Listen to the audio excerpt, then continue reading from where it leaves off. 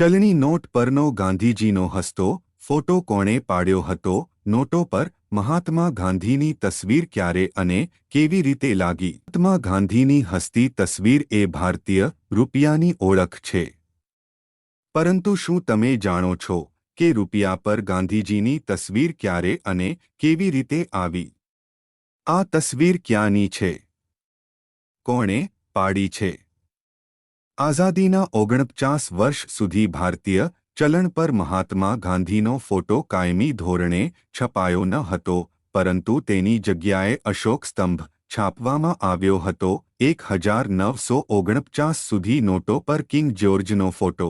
15 August 1947ના રોજ દેશ આઝાદ થયો, પરંતુ 2 વર્ષ પછી પણ સ્વતંત્ર ભારતના ચલણના દેખાવમાં કોઈ ફેરફાર થયો ન હતો. 1949 સુધી નોટો પર માત્ર બ્રિટનના રાજા જ્યોર્જ છઠ્ઠાની તસવીર જ છાપવામાં આવતી હતી. 1949માં ભારત સરકાર પહેલીવાર 1 રૂપિયાની નોટની નવી ડિઝાઇન લાવી અને તેના પર કિંગ જ્યોર્જની જગ્યાએ અશોક સ્તંભ છાપવામાં આવ્યો. 1950માં સરકારે 2, 5, 10 અને 100 રૂપિયાની નોટો છાપી હતી. આ નોટો પર અશોક સ્તંભની તસવીર પણ છપાયેલું હતું.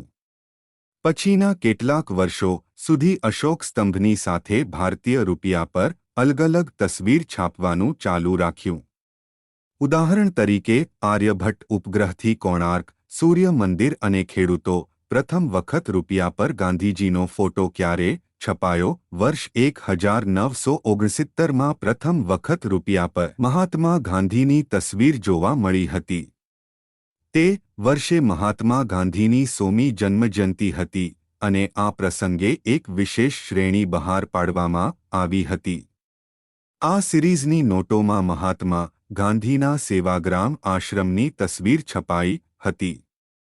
વર્ષ 1987માં બીજી વખત 500 રૂપિયાની નોટ પર મહાત્મા ગાંધીની તસવીર છપાઈ હતી. 1990માં આરબીઆઈએ ગાંધીજીના ફોટાને કાયમી સ્થાન આપ્યું હતું. વર્ષ 1995માં રિઝર્વ બેન્કે કેન્દ્ર સરકારને ચલણી નોટો પર કાયમી ધોરણે મહાત્મા ગાંધીની તસવીર છાપવાનો પ્રસ્તાવ મોકલ્યો હતો.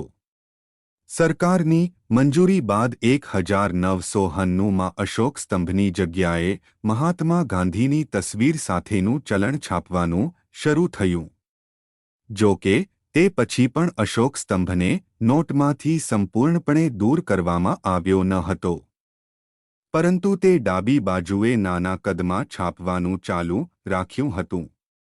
વર્ષ 2016માં રિઝર્વ બેન્કે મહાત્મા ગાંધીની તસવીરવાળી નોટોની નવી શ્રેણી લોન્ચ કરી હતી.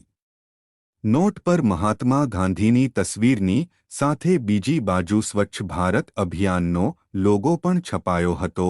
નોટ પર ગાંધીજીની તસવીર ક્યારે અને ક્યાં લાગી? ભારતીય રૂપિયા પર જોવા મળેલ મહાત્મા ગાંધીની તસવીર કોઈ કેરિકેચર અથવા ઇલસ્ટ્રેશન નથી, પરંતુ મૂળ ફોટામાંથી કટ આઉટ છે.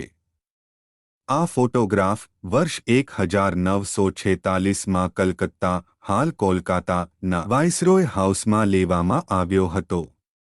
ત્યારે મહાત્મા ગાંધી બ્રિટિશ નેતા લોર્ડ ફ્રેડરિક વિલિયમ પેથિકલોરેન્સને મળવા ગયા હતા. તેમની આ તસવીર આ દરમિયાન લેવામાં આવી હતી. આખરે ગાંધીજીની એ તસવીર કોણે લીધી હતી? હેનરી કાર્ટિયરથી લઈને માર્ગારેટ બોર્કે વ્હાઇટ અને મેક્સ ડેસફોર સુધીના વિશ્વના ઘણા પ્રખ્યાત ફોટોગ્રાફરોએ મહાત્મા ગાંધીની તસવીરો લીધી હતી.